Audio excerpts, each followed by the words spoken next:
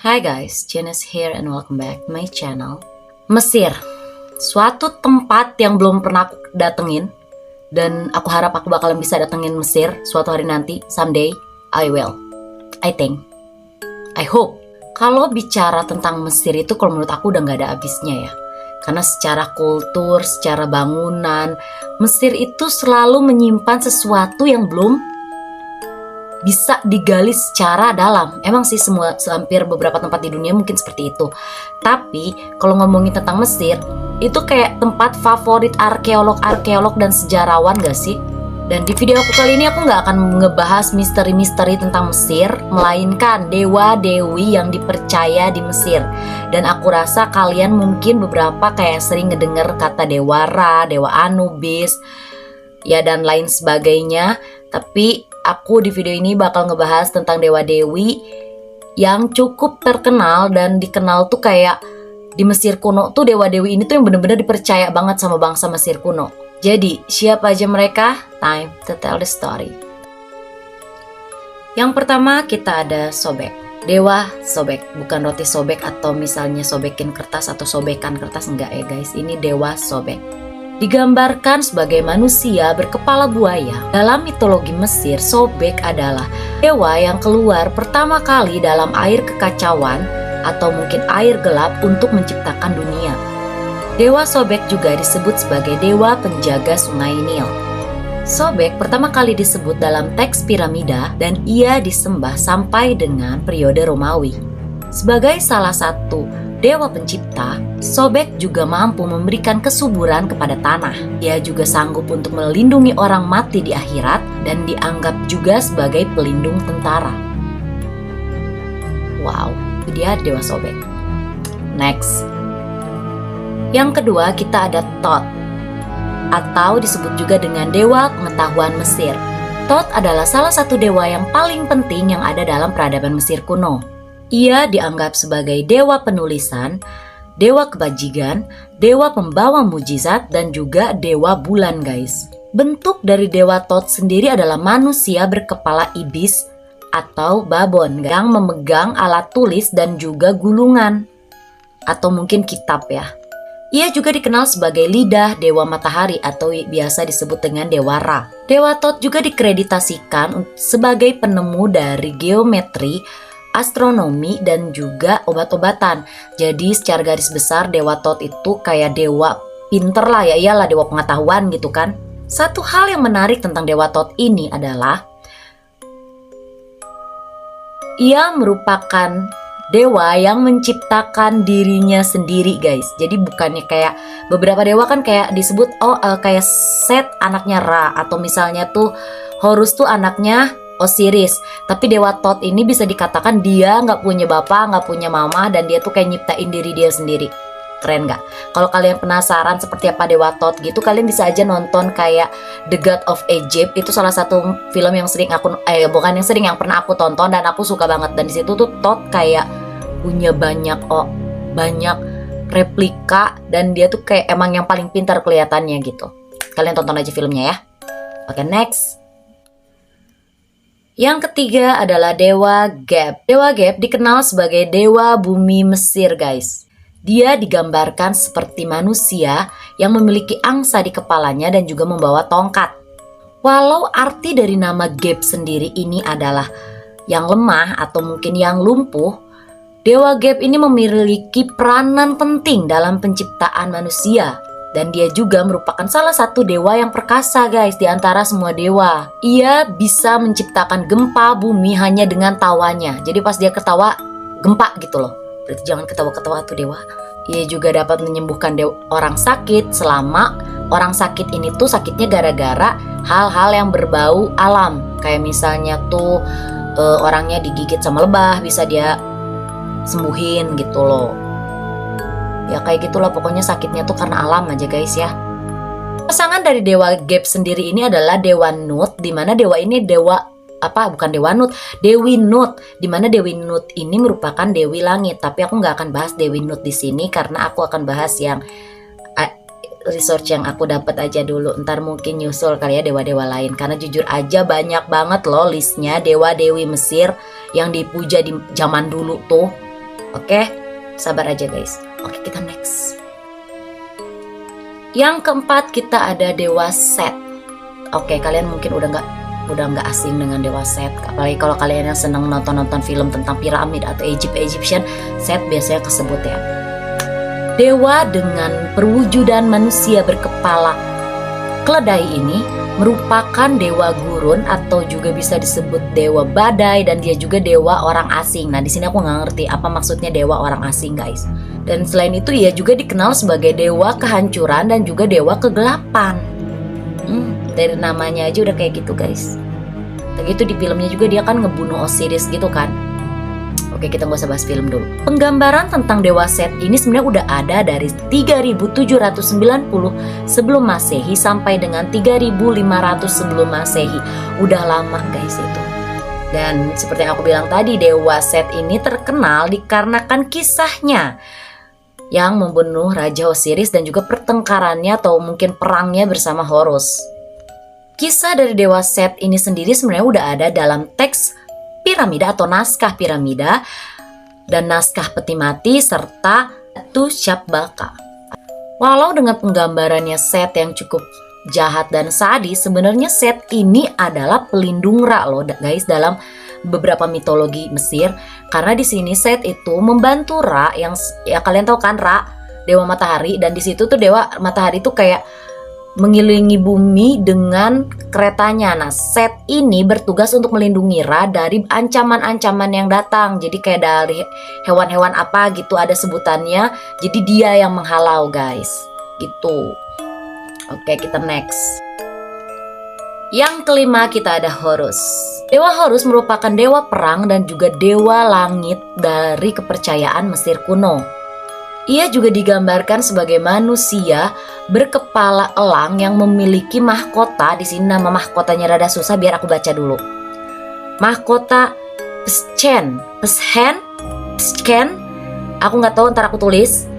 Yang menggambarkan raja atas seluruh Mesir, guys. Ia juga dikenal sebagai dewa pelindung dan juga dewa pembebasan. Oh bukan, dewa pembalasan, salah baca. Dewa pembalasan. Ia merupakan anak dari Dewa Osiris dan juga Dewi Isis. Dan lagi-lagi sama seperti Set, jadi Set dan Horus itu mereka memiliki kisah yang membuat mereka cukup populer gitu loh. Karena emang kisahnya juga sempat difilmkan kan, yaitu di film God of Egyptian gitu. Kalian bisa tonton aja, kalau nggak ntar aku ceritain terpisah, oke? Next. Yang ketiga kita ada Dewi Isis. Dewi Isis disebut juga sebagai Dewi Bulan, kemudian juga Dewi Orang Mati dan juga Dewi Keibuan. Masing-masing tuh kayak beda banget gitu loh.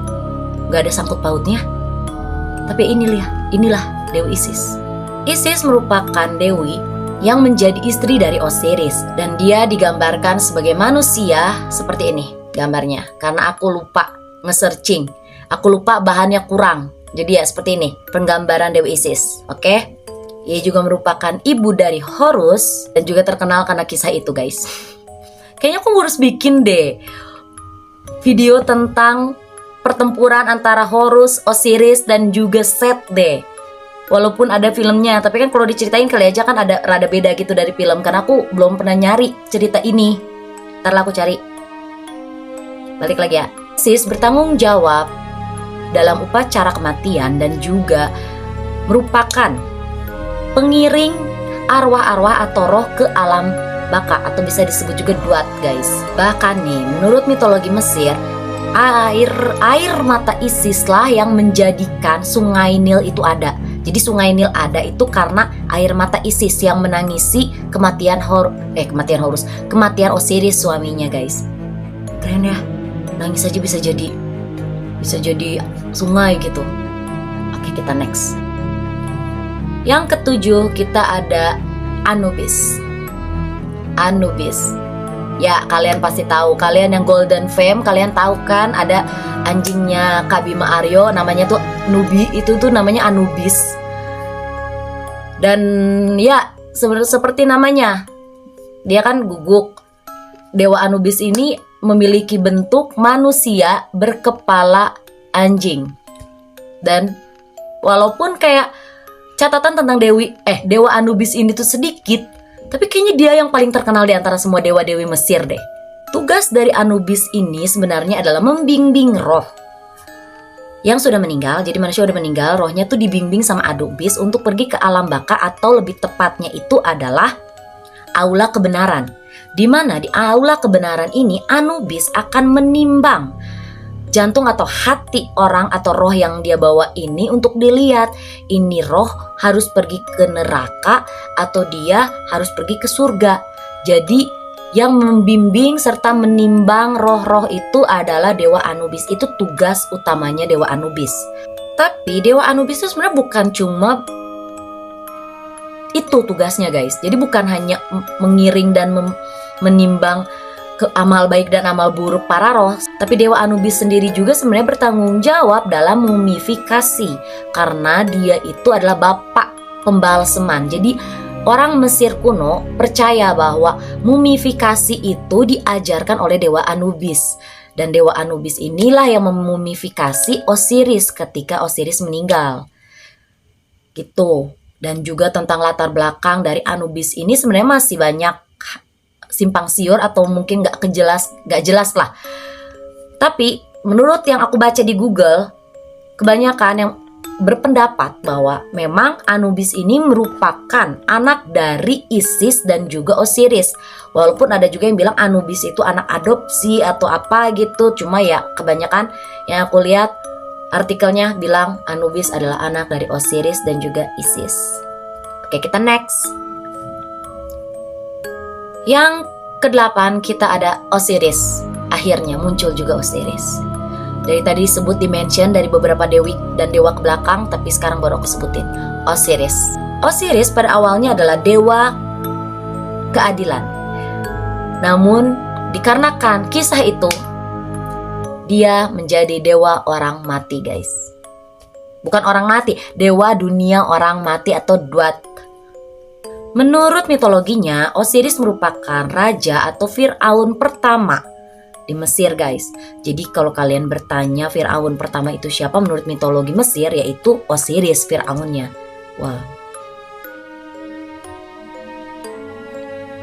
Selain itu juga, seperti yang aku mention di awal, Osiris merupakan mumi pertama di dunia yang dibalsemin sama Anubis ini.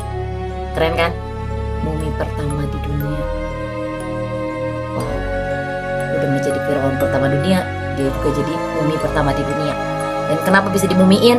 Balik lagi ke cerita itu. Sebenarnya ada sekisah mitologi. Ya ampun Tuhan, ini tuh aku mention dari dulu tapi ternyata aku udah nulis. Biar aku baca aja ya. Sebenarnya ada kisah mitologi yang menceritakan mengapa Osiris yang merupakan dewa keadilan berubah menjadi dewa dunia orang mati. Kisahnya itu yaitu yang di The God of Egypt. Yakin ya harus aku bikin videonya. Kali aja ada sumber yang rada berbeda dari film yang udah aku tonton kan. Tungguin aja ya guys, tungguin. Oke, next. Kayaknya aku gak usah mention ya kalau Osiris itu adalah bapak dari Anubis dan juga Horus serta suami dari Isis. Oke. Yang terakhir atau yang ke-9 adalah Ra atau biasa juga disebut dengan Amun-Ra, di mana dia ini adalah dewa matahari guys. Bentar, ketinggalan kertasnya. Ra dikatakan sebagai dewa utama dan juga dewa matahari serta bapak dari para dewa kayak Zeus mungkin ya, dan juga dewa alam semesta. Pokoknya kayaknya kalau dari segi tahta tuh dia ya tuh yang tinggi deh kayaknya, nggak ada yang di atas Ra deh kecuali Allah kita. Maksudnya kalau menurut mitologi Mesir ya guys ya, menurut mitologi Mesir Ra itu bisa dikatakan seperti Zeus, jadi dia tuh kayak rajanya gitu loh. Berbentuk manusia berkepala elang, di mana ini mirip banget sama Horus. Ra sudah dipuja oleh bangsa Mesir kuno sejak abad ke-24 sampai dengan abad ke-25 sebelum Masehi guys. Ra ini. Wow. Kalau gitu lebih tua Set dong. Kalau abad ke-24 itu berarti kan 2400 sebelum Masehi. Sementara set itu penggambarannya itu udah ada dari 3.700. Kok bisa? Sementara set itu kan ceritanya anaknya Ra. Seperti itulah. Ra dikatakan, aku bilang tadi Ra itu kayak di the topnya gitulah. Itu tuh dikarenakan dia menguasai bukan hanya matahari guys, dia juga menguasai bumi, dia juga menguasai langit, dan juga dia menguasai Duat. Layaknya matahari yang mengelilingi bumi, pada siang hari itu biasanya Ra akan mengelilingi bumi menggunakan, aku bilang tadi, perahu guys. Dimana ini aku harus baca perahu pagi atau juga disebut dengan manjet. Dan ketika di malam hari, Ra akan mengelilingi Duat atau alam baka dengan perahu malam yang disebut juga dengan Maseket. Dan juga pada saat dia mengunjungi Duat untuk mengelilinginya ini, biasanya dia berubah guys bentuknya. Jadi bukannya berkepala elang tapi berkepala apa gitu. Aku sempat baca tapi aku nggak tulis gitu. Oke guys, itu tadi dia 9 dewa yang terkenal yang dipuja oleh Mesir kuno atau bangsa Mesir kuno zaman dahulu kala. Gimana? Keren nggak? Batuk bisa jadi gempa, nangis bisa jadi sungai Nil. Bahkan ya ada kisah-kisah juga gitu loh di belakangnya, seperti kayak perebutan tahta antara Osiris dan Set, terus juga pembalasan dendam Horus, pencarian tubuh Osiris oleh siapa istrinya tadi? Isis. Sorry, aku dari tadi Isis sebenarnya Isis guys. Isis ya, Isis. Sorry nih. Gimana? Tapi yang aku bingung, sejauh aku baca dari tentang beberapa dewa-dewi khas Mesir atau dewa-dewa yang dipuja oleh bangsa Mesir kuno ini, aku nggak menemukan dewa yang berkaitan dengan laut guys. Mungkin ada kalau dewa berkaitan dengan air mungkin ya, kayak tadi kan yang buaya itu, yang sobek itu. Tapi nggak ada yang berhubungan dengan laut kayak Poseidon gitu, belum ada yang nandingin gitu loh. Kenapa ya? Kayaknya aku harus baca-baca lagi sih. Dan juga kalian siap-siap aja karena dari tadi nih kisah tentang Osiris dan juga Set, Isis serta Horus ini tuh mengganggu aku banget selama aku bikin video, dan aku jadi kayak pengen bikin satu video yang menceritakan kisah ini gitu loh. Oke? Tapi kalau kalian udah keburu penasaran, kalian bisa googling, kalau nggak nonton aja The God of Egypt. Itu movie-nya keren sih kalau menurut aku. Oke guys, gimana menurut kalian video aku kali ini? Dan juga aku minta maaf banget kalau ada salah kata dan lain sebagainya, serta maaf dengan background aku yang dimana rumah aku ini berantakan banget guys, dikarenakan aku backgroundnya tuh disimpan. Dan pada saat aku mikir aduh kayaknya harus bikin deh, karena takutnya besok-besok tuh aku bakalan sibuk kerja dan gak ada waktu, kecapean lagi. Akhirnya aku seadanya, dan aku pakai daster guys, tapi di make up tetap. Oke.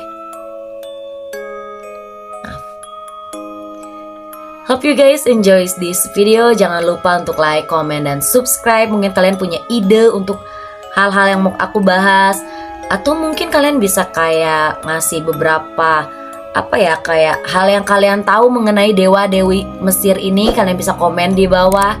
Mungkin bisa aku angkat di video selanjutnya. Dan juga jangan lupa guys untuk subscribe salah satu channel aku yang sebenarnya baru mau aku aktifin walaupun kagak mulu, yaitu adalah Jene Channel, dimana di situ tuh aku bakalan posting tentang beauty, makeup, or maybe vlog, lebih kayak gitulah, random thing lah istilahnya gitu. Pokoknya subscribe aja ya guys, bantu-bantu. Masa baru 85 subscriber yang itu guys, itu tuh udah dari 2016 jarang aku aktifin. Oke guys, hope you guys enjoy. Don't forget to like, comment, and subscribe. Lagi-lagi aku ngomong yang kayak gini. Dan ya, see you guys in my next video. Bye.